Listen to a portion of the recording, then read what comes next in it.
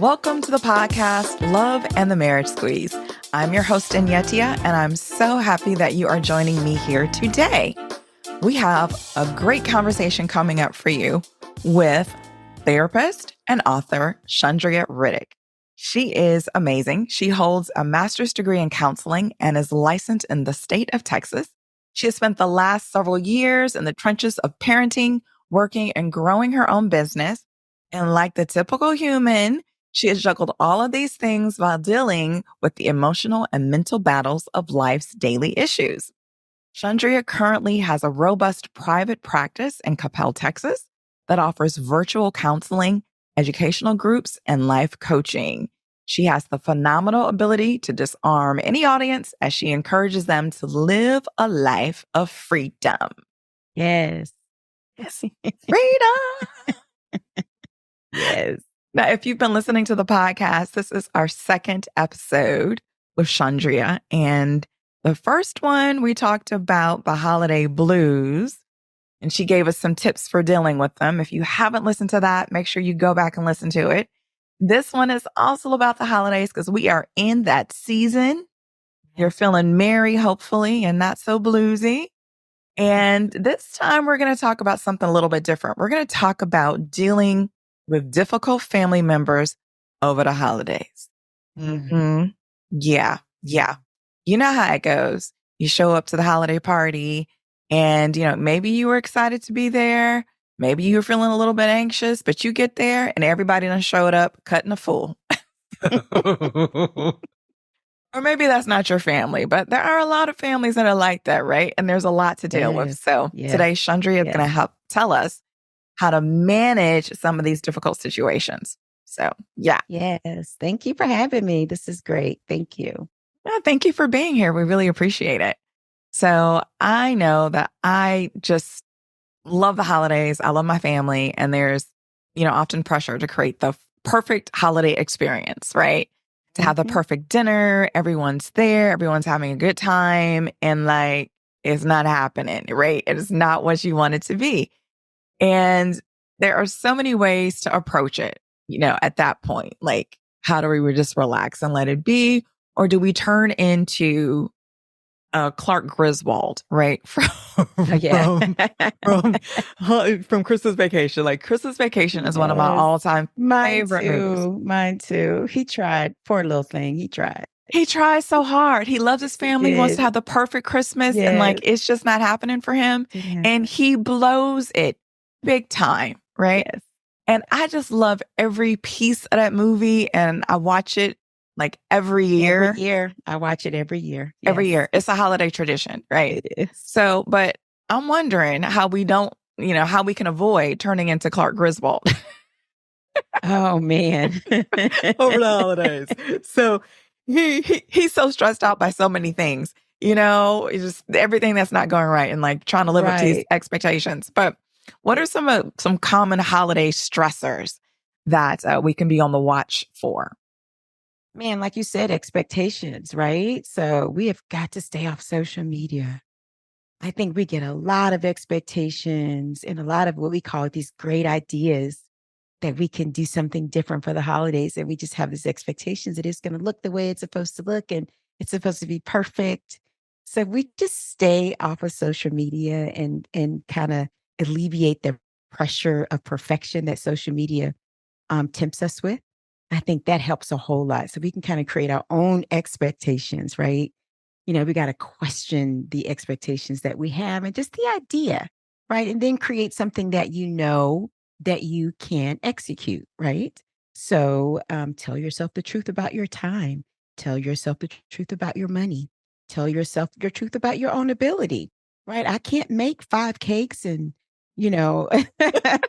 and have 5 Christmas trees. And because I saw this picture on social media and this person did it and she said she did it in 5 simple days. I can't do that. I don't have that kind of ability.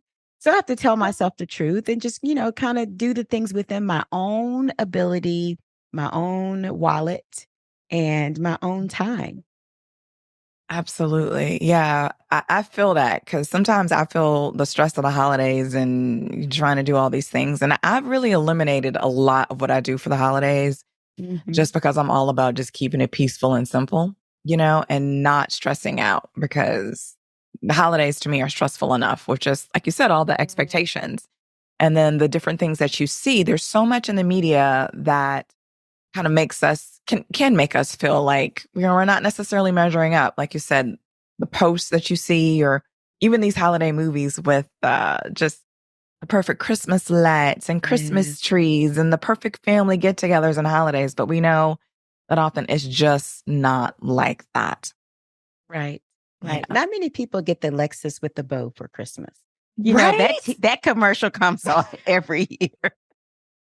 That's never happened to me. Never happened to me. So, we don't have that parked in the driveway with the cute little dog, the one with the cute little dog and then the big bow and in the snow. No, that doesn't happen. It's never happened. No. And then you watch these movies and commercials and things and you wonder why. Like, why isn't that me? Or even some of the romantic comedy or movie, or just, romantic movies that you find on the cable networks. It's just all so perfect and it's lovely to watch. And I know so many single ladies are out there watching these holiday movies and falling in love and wondering why they're not falling in love too, right? Girl, don't do it. Don't expect yourself to create your own disappointment. Don't do it. Don't watch those movies and get deceived. Not happening. I know. I mean, it's a lot. It's a lot of expectations out there, Yes. a lot of your feelings. And I know it's meant to, foster that feeling of the spirits and love and joy and all of that. But some of us really aren't feeling that, right? And some of us might be feeling a little bit anxious about going into the holidays and seeing some of our family members that, we haven't seen for a while or that we're reconnecting with. How can some of us prepare ourselves emotionally and mentally for gatherings with our family members, especially difficult family members? Be prepared. Be prepared. So when I say prepared, I mean, you have those questions that you're asked every year, why are you dating anyone? And, have an answer for that. You can say something fun like, I'm dating everybody. Oh, I like I'm dating everybody. Just everybody. Or just no, I'm not. Are you? Or, that's a good question. Are you dating anybody? Just kind of, you can have an answer for that. Have you tried dating apps? No, but they sound really delicious. You know what I mean? So something you could have an answer. So be prepared, have an answer for some of those difficult questions that you get asked. And set your boundaries, right? Have conversations that you want to have and have a way of exiting out of a conversation that you don't want to have. How do you do that? How do you exit out of these conversations? What are some of your strategies? Do you just be like, hey, I'm going to get another cup of punch? Or what? What's your strategy? Oh, that pound cake. Look at that pound cake. I would love to answer that question, girl. But we don't have the kind of time to talk about that today. Let's talk about, let's go in here and see what we can eat, because I don't have time for that. You can just kind of say something like, girl, that's too complicated. You don't want to get in my life right now. I'm not going that deep in my life today. I'm enjoying this cake. Oh, I like that. I'm not going that deep, girl. Not today. Not today. Not that deep today. Don't ruin my mac and cheese. So you could say something that kind of, it doesn't have to be a serious, like, I really would like another time. Really not into those kind of conversations. And you don't have to do that. You can just say something funny or something witty and just kind of, deflect and say, girl, this mac and cheese is complicated enough. Oh, I like that. This mac and cheese is complicated enough. Do you know how many ingredients went into this mac and cheese? How long it took to cook it? Right. We're not going to talk about pounds men. of mac and cheese. Yes, we're not going to talk about dating and men. We're going to enjoy this macaroni and cheese on this day. On this day, we can have that conversation another day. I love that. Yes. It is. It's a fun way to turn it around. And like you said, it doesn't have to be so serious. And then, if we don't take it so seriously at the moment, it allows us to kind of stay in the moment and just feel a little bit more at ease, I think, than kind of getting a little bit uptight about, the questions that happen. Mm-hmm. So, yeah. Well, I know that our loved ones generally know us very, very well. They know us better than anybody else, right? So it's often easy for them to push our buttons. So What are some strategies for dealing with someone who purposely wants to trigger our buttons at the family dinner? Ooh, sometimes you can solicit the help of someone else. Like you could have a conversation with a cousin or your another family member and kind of have somebody at your side when you know they're going to approach you. You can have someone else to be in that moment with you that can kind of help deflect the conversation or just to have another conversation. And sometimes I think now I don't everybody, don't have that kind of clarity in their thinking, but you can call ahead and you can have the conversation before you get there and say, "Hey, I know every year we kind of have our own disagreements. So I just kind of wanted to make sure that this year we can kind of go into it with a good understanding of each other. Maybe we can have that conversation before we get there because I want to have a good time. You want to have a good time. So let's just kind of talk about, we can talk about that now. You can try to have the conversation before you get there.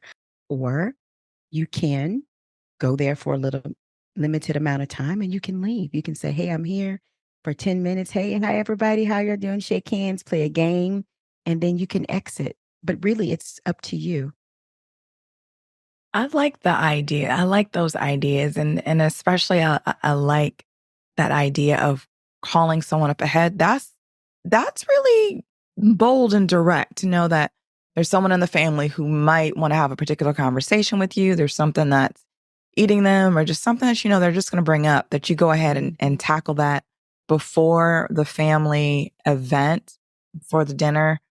That's smart. But I also Yeah. imagine that there can be so many people who are like, I'm not doing that. Like, I'm just gonna try to avoid the situation. Totally. So it's either Yeah. kind of handle it direct or just try to kind of avoid. You can know, one, make your own decision Mhm. according to how you want to do it. But two, if you know that family member and know that they won't, respond in a healthy way and it'll create more problems, don't do it. But what you can do is that you can control yourself. You can't control them. So you can control yourself. You can place yourself in that situation and you can handle it when it happens. If you have the right tools and you have the right words that you would like to say, that's fine. But it is up to you whether you put yourself in that situation, how you respond, and then um, how you take that conversation and what you do with it within yourself. That's up to you. You're in control of that. So even if you do have a difficult conversation, they can say whatever, but the response is yours. And how you carry that is up to you. So, you can go in with that understanding as well. You don't have to take things and mull it over and internalize it and try to fix it and try to come up with something brilliant to say. You can have a conversation and walk away and say, "Oh well, that's the same conversation we had last year, and I'm gonna move on and live my life and be well." That's great advice. Great Yeah. advice, because we can't fix all of our relationships and it's just not possible. And we need to be emotionally well, right? Mentally well, Right. instead of taking in any sort of negative energy or being stuck in a place that just really doesn't serve us. Are there any communication techniques or conflict resolution strategies that you would recommend for handling sort of tense situations during the holidays with family members? I think the word no is a complete sentence. So you can say no. I don't have an answer for that today. And then you can pause. And No, no, no. that's it. No is a complete answer. It's a complete sentence. I know It so many is. of us don't feel that way. We feel like we either have to say yes or no, but, or no and I wish. But yeah, no is a complete sentence. So just sort of what, standing on that ground and Right. being strong enough to just maintain your peace in the midst of conflict around you at Yes. the family dinner. Yes. And sometimes I say things like, I don't have an answer for that. Or I need to think about that. I don't know. I really like that because it lets people know that, yeah, no, I'm not ready to deal with this conversation, but also kind of opens the door for us to come back to the conversation later or even evaluate something for ourselves. Yes. And we often kind of create narratives within ourselves as it relates to those conversations. I think sometimes we give them too much power, right? And we give them too much access. So we have to learn how to answer questions that are final. Like I said, I don't have an answer for that right now, or I don't want to talk about that, and just sit in that. Right? We give meaning to things that may not be as meaningful or as intrusive as the narrative that we've given ourselves, right? So when someone asks a simple question like, "Are you dating anyone?" Well, if you get that question 5 different times, then that feels intrusive because you've gotten that question 5 times. But the person asking you may not have an intrusive um, reason for asking the question. They may not. They just may want to have a conversation. That's it. So don't assign malintent just because you've heard that question over and over again. The intentions of that person may be different than what you're are experiencing at the time. Ooh, that's a good one. That's a good one. Because I know, sometimes you get a question over and over and over again, and it's a touchy topic. By the time the 10th person asks you, Yes. it might it's like, look at here. So I definitely get that, because as single women, because there are a lot of single women who are listening to this podcast, what would be some of your advice for them to deal with those questions that come up about dating, if they do want to kind of tell a little bit about who they're dating, or how they're feeling about dating, but they don't necessarily want to kind of get stuck in that conversation and feeling like, well, why aren't you married yet? Where are your kids? There's your sister over there with her husband and her 3 kids, and there's your cousin with her, and you're still single. So how can we best approach those conversations when we want to engage, but we also want to feel, empowered and just fine with the decisions that we've made for ourselves and the situations that we're in as single women? Plan ahead. Plan what you're willing to disclose and what you aren't. Have an answer. Maybe you can rehearse an answer or rehearse a few answers, a couple of to those questions. But also know your audience, right? So if it's someone like your mom and you've had these conversations before, that's a different answer than your cousin who you haven't seen in years and they're just at the family dinner. So just be prepared, know your audience, and you don't have to give more information than you want to. If you don't want to talk about who you're dating, you don't have to disclose that you're dating anybody. You can say, I'd rather not talk about that right now. The well is dry, whatever, whatever you want to say. I'm not on that train this year. Maybe to ask that question next year, maybe that train will come by and I'll catch the train or whatever. Whatever you can I do a lot of things with humor. So I can it's just easier to deal with, something light, especially during those holidays, to have an answer that's light. Um, and just, kind of be dismissive and light and fun and airy. So everybody won't get offended because you're not disclosing anything, but they will get the message that you don't want to talk about it, or you talk about that limited information that you're giving them. But you have to have a plan for your answer. Well, I know at my family events, at this point, I don't need a plan. They all know I'm showing up single. They won't be asking any questions because they know that none of that's going to happen. And it's so funny. I think for me, many people have these relatives, be it an aunt or, a grandma or mom or whatever, who ask these questions and like to pry about who you dating and when you get married. Unfortunately, I don't really get that. Unfortunately, meaning that my mom was that woman, right? my mom was that relative who was like, all right, what's going on with your dating life? Who you seeing? How come you're not dating anybody? All of that. So, Yes. She's gone, so I don't get that, so much anymore. I certainly miss her. I wouldn't mind hearing those questions again from my mom. Yeah. But Yeah. she was the one. She was the one. And I usually have my standard pat answers, Yeah. in order Yeah. to let her Yeah. know. And sometimes people mean well though. People mean well, and sometimes people don't know how to relay that care, right? Because most people see, hey, I want you to be in love, and I know you want to, so they mean well when they ask questions like that. Some of them aren't being intrusive. Some people see, oh, you can. Unfortunately, people think, oh, you have to have somebody to be happy. You must be unhappy if you don't have anybody, and that may be what they're thinking. So in their mind, they want you to be happy and cared for and looked, somebody attending to you, making sure you're getting the things that you need. And they may have that traditional mindset. And so it's not really intended to be intrusive and, mean. But so you kind of have to think of it that way, that everybody's not trying to be intrusive and nosy and wanting to know your business and trying to tell you what to do.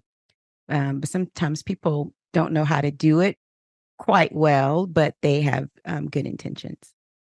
Good intentions. I definitely feel that because that was my mom. She had the good intentions. Like, I want you to find a good man. Yep. Mama, I'm happy being single, but you just need somebody. Yep. It's her trying to care for you. Exactly. Exactly. Yes. Exactly. So I definitely appreciate her caring for me. I want to get back to some of these crazy things that happen during the holidays and really kind of these crazy emotions that we feel, because I know that during the holidays, a lot of us can feel really stressed. We're dealing with so much. We're dealing with, the end of the year coming up and buying gifts and, making the perfect turkey. Could have work stress as well. So just a lot going on during the holidays. What would you say to someone who's sort of feeling the emotional roller coaster of the holidays, and how can they get through that range of emotions? We can do a lot of getting on the roller coaster ride of the holidays by not checking our expectations. We may have the expectations, like we said earlier, social media, or these ideas, like you said, of perfection and trying to do the right turkey and all that. We have to check those expectations and make sure that we are function in a realm that's realistic and attainable for us. I remember when my kids were little that the rule was, it's not your birthday, it's Christ's birthday. So you will get 3 gifts. Jesus got 3 gifts, you will get 3. Ooh. So, yeah, it's not your birthday. We're celebrating the birth of Christ. Now we do that by giving because that's what he came to give. And so we do that. We were given a savior. So we represent that by giving. But you get 3 gifts. And it can't cost too much, because if you ask for a Nintendo or something, that could be the all 3 because of the price. Right. Wow. Ask wisely. Yes. So your kids Yes. grew up getting 3 gifts for the holidays. 3 Wow. gifts. Yes. 3 gifts for Christmas. Yes, because, we had 3 kids, so everybody can't get a $900, $800 game, or, $800 gift. So we had to say, Sure. hey, it's not your birthday. We're celebrating Christ. Just work within your own realm and check those expectations. And what's perfect anyway, right? Oh, that's such a good statement there. What's perfect anyway? Mm-hmm. Mm-hmm. Yeah, what's perfect anyway? Yeah. I think perfect is whatever makes you joyful and peaceful and feel more love. For me, that's kind of perfect holiday. I'm Yes. just relaxed, joyful, peaceful, surrounded by love. I think that's enough for me. Although I do appreciate, the festivities of the season, but yeah, simplicity is good for me as well. And then it's so interesting because you talked about your kids just getting 3 gifts. And I know that some people, keeping up with the Joneses is like, all right, they got their kids all of this stuff. I got to get my kids all of that stuff. Or just trying to keep up with family traditions can be a lot for people. And I guess we just don't always need to feel pressure to keep up with those family traditions and to just find our own and to stick with what makes us happy.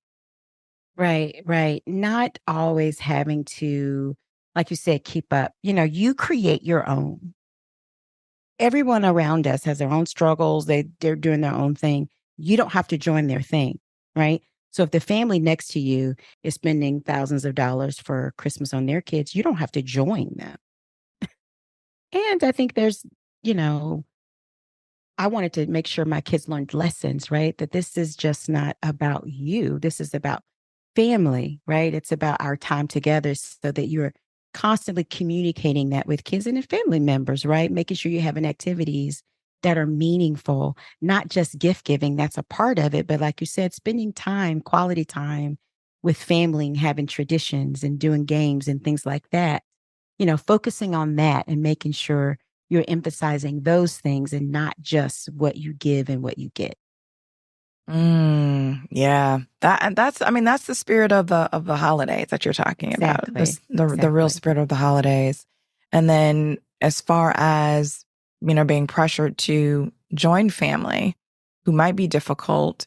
So you say it's okay just to like go and spend a half an hour with these I was just about to say with these people. That's that is how you may feel. I go spend a half an hour with these Right. people and then move on and do your own thing because you want to find that joy in how you celebrate the season. Right. You can create your own tradition. You can go for 30 minutes. You can go for as long as you want to. And then you can create, go with some other single friends, maybe have, your Christmas or your Friendsgiving, have your own, create your own tradition with friends. But it's really up to you. Know your triggers, know your limitations and things like that. You have to know those, know yourself because you are in control of you. You can't control the environment. You can't control the people. The only person in a room that you can control is you.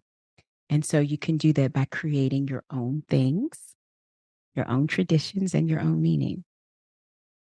Well said. Well said. And I love the idea of, single women coming together and also celebrating in their own way when they may be feeling a bit lonely and not having that partner and those children to celebrate with.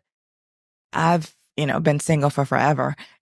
And so, you know, I have other family members who are single. So we sometimes, celebrate together and, Right. have done that in the past. But having something with your friends who are also single sounds like a really good idea for how to get through the holidays if you're feeling a little bit lonely and wishing you had, some of that partnership. Yeah, and reach out to your single friends. If you know they're single and you don't know what they're doing for holidays, they haven't mentioned it, call and say, "Hey, what are you doing for your holidays?" And if you have family, that you invite them to go with you, you know? There was always other people in our Christmas. It was never just I remember my grandmother, somebody always had someone over. It was never just our family. We always had visitors and people coming in to spend time with our family. So ask them, call your friends and say, "Hey, girl, I know you're here. Your family's out of town. What are your plans? You're more than welcome to hang out with me. Or do you want to plan something together that we can do together so you won't spend time alone? What do you want to do?" So be proactive in contacting your friends and planning things because we never know.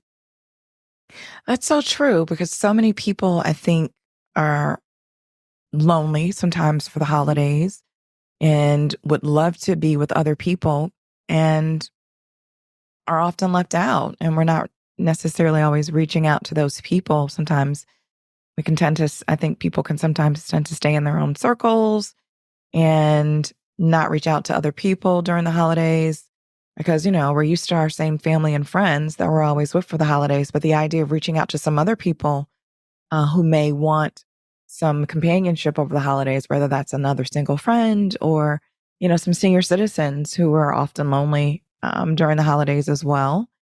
It sounds like a really good idea to kind of spread the love and continue to bring cheer to one another. That's right. That's the purpose of the holidays, right? Yep. Yeah, yeah. Well, you've It's given good. me some great ideas on what to do over these holidays. And I'll be taking these things to heart as I look for new traditions. That's my thing this year. I'm like, I've got to have some new traditions. Good And for I'm well you. on my way. Yeah, yeah. You've given me Good. some good ideas on creating those. Well, I'll tell you what I'm gonna do. I'm not gonna stress out over these holidays. Instead, I'm gonna like book myself a massage is what I'm gonna do for my self-care for the holidays.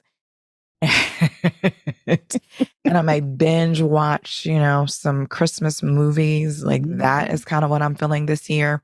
It has been kind of a weird, wonky year for me in many different ways. And I think I just really want to enjoy this holiday season with less stress, less activity, and yeah, a lot more self-care. Yeah. And self care, yes, massages and laying down and rest. That's all wonderful and great. And also not having certain conversations, not going over a certain person's home or not eating as those things that you know you shouldn't eat or, not indulging with alcohol or, self care is a lot of things, but it's really just making sure you are really being healthy in your choices and taking care of you in all aspects. So I'm also hearing I probably should cut back on my sweets. I don't, For the well, I'm going to holiday. say it, but I don't know if I'm going to do it. But yes, I said that kind of. I know because for the holidays, that is one of the things that just is like, let me take it in and just enjoy it. But at the end of the day, I know it's not the best for me. I know I can indulge it a little bit, but I think it's also going to be a little bit about the balance for me in the self care, remembering that, okay, I'm taking care of myself. But that also means like not overindulging in like the Right. holiday cheesecakes and pound cakes. And let me tell you, I got an aunt who makes cakes that like, ain't nobody's Love business. it. I love that. Right? Yes, I love that. And so I'm all up in that, but I'm also thinking about taking care of myself and making sure that I eat well and I sleep well. And that makes me happier, more joyous, and also puts me in a better space to deal with the stresses of the holidays, right? Yes, yes. And, if you know you're going to eat that cheesecake, eat the cheesecake. Eat the cheesecake happily. May not have to, but if you want to eat the cheesecake, eat the cheesecake. Because if it's just once a year, eat the cheesecake. But you know your limitations, you know your body. Listen to your body. Check in with yourself throughout the day. So if you eat a cheesecake today, but you can't do it the next day, let yourself eat the cheesecake. That's what you want anyway, right? But within reason, checking into your body, making sure I give myself permission on that day. Listen, this is one day. Right? And I'm gonna eat this today. And As you should. yes, As you should. I love it. I love it. yes. I love it. I love it. Then I know for some of us, eating too much or overindulging is a way to kind of deal with the stress and anxiety of the holidays. Like, what are some of your tips for coping with that? Not overindulging when or using it as eating to deal with stress. Know your environment. If you are going into an environment that is stressful, know that you're about to walk into an environment that is stressful. So have a plan for that. Listen to your body. If you know you're going in and you have this nervous eating, step away, go to the bathroom, breathe, do some mindfulness, check in with your body, your heart rate, relax your body, let go, and do some deep breathing, close your eyes, things like that, go in and kind of recenter yourself to get some strength and speak positive things to yourself and go back out there. But be mindful of your own body and the messages that you're giving yourself, in that moment. Sometimes we have to step away and gather for a second, get ourselves together, have a glass of water, walk outside, get some fresh air, and come back in. But constantly, if it's a stressful environment, just know and have a plan for when you're in that environment. Or if you want to go at all. Sometimes it may be too stressful and you not want to go. You don't want to go. So sometimes it's okay not to go. Give yourself permission to do what's best for you. That's great advice. So often I think people feel pressured to do what they've always done for the holidays or to follow the family traditions, but to step out on your own, I think really, sometimes feels like it takes a little bit of guts to do that, to go against the grain in the family, knowing that, they're not going to like it, but you do it anyway. You do it anyway. And I think um, that it is not a decision that you make to inflict harm on your family, right? It's not something that you do in retaliation. It is something that you do for self-preservation, right? And Right. sometimes I think that we are so centered on ourselves a lot that we miss the meaningfulness of the moment. So we have to weigh, our decision to stay or go. So it's not just, I don't want to go because I don't want to go. but remember the whole picture. Now, if it's harmful, of course, I say don't go if it's harmful.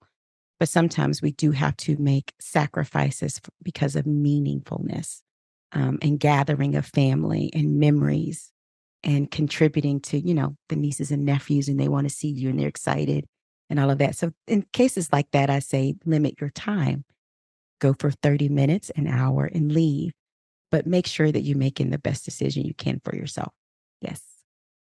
I absolutely agree and love that. The meaningfulness point is on point, because there is something really special about the holidays, getting all of your family together, everyone having the opportunity to meet.